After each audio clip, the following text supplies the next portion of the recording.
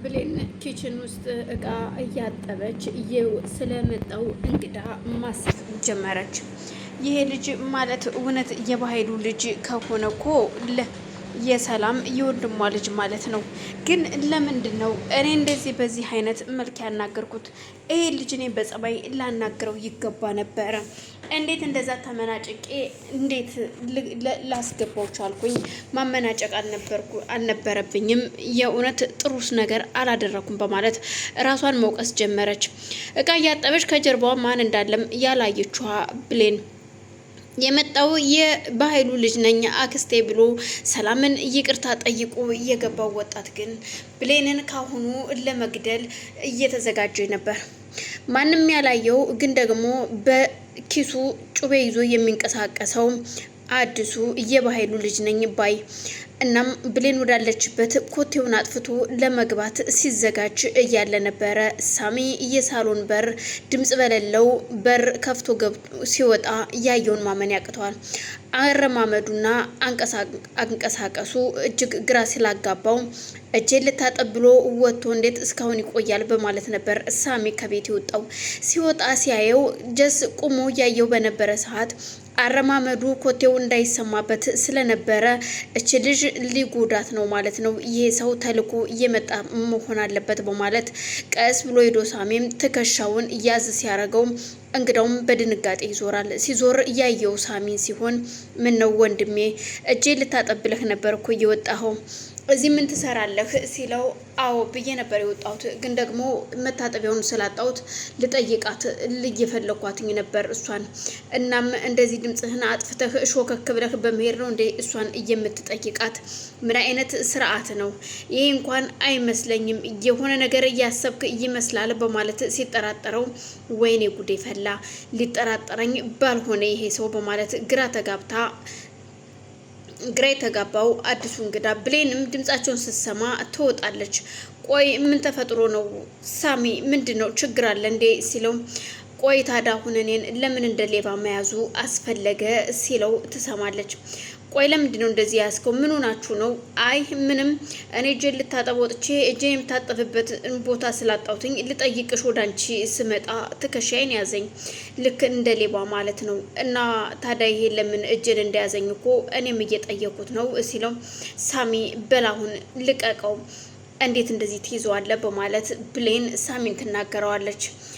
አዎ ሳሚ እጄን ከለቀቀኝ ምንም እንዲጠራጠር ማድረግ የለብኝም በማለት ሲያስብ፣ ሳሚ ግን ሩጦ ወደ በኃይሉ ነው ጭንቅላቱ ያመራው።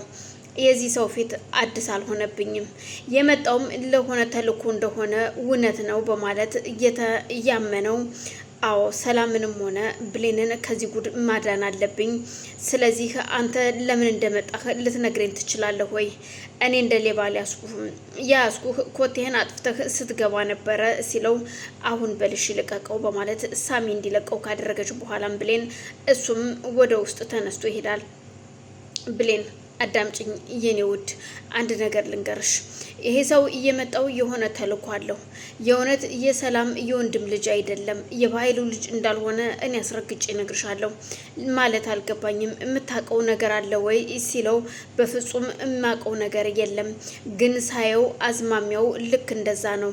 አየሽ እያደረገች ያለውን ኮቴውን አጥፍቶ ቀስ ብሎ ነበረ ወደ አንቺ ሊመጣ የነበረው። ምናልባት በሆነ ነገር አንቺ ሊያጠቃሽ የፈለገ ይመስላል። አዝማሚያው እንደዛ ነው። ሰላም የምታውቀው ነገር የለም። ስለዚህ ልትጠብቂና ልትጠነቀቂ ይገባል። የሆነ ነገር ስታደርጊ ራስሽን መጠበቅ አለብሽ፣ ተጠንቀቂ ሲላት እሱ እርግጥ ልክ ነህ። እኔም ሲመጣ ባለፈው በጥሩ ፊት አልሰጠውትኝም ነበር፣ በጣም ተናድጄበት ስለነበረ ፊት ነስቸው ነበረ። ከዛም በኋላ ግን እርግጥ ማናገር ነበረብኝ በጸባይ። እሱ ምንም ችግር የለውም፣ ያለፈው አልፏል።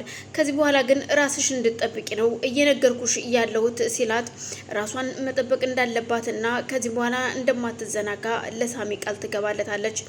እንግዳውስ እሺ በቃ አሁን በቃ እኔ ልሄድ በማለት ተነስቶ ሲሄድ በሀሳብ ውስጥ ስለነበር ወንበር ያነቅፈዋል ሳሚን። ሳሚ ምኑን ነው? ቁስልህ ሳይደርቅ ደግሞ በቁስልህ ላይ ቁስል ልጨምር ነው እንዴ? እያየ ተራመድ እንጂ በማለት ስትለው ቆይ ብሌን ግን የዚህን ያህል ትወጅኛለሽ ወይ?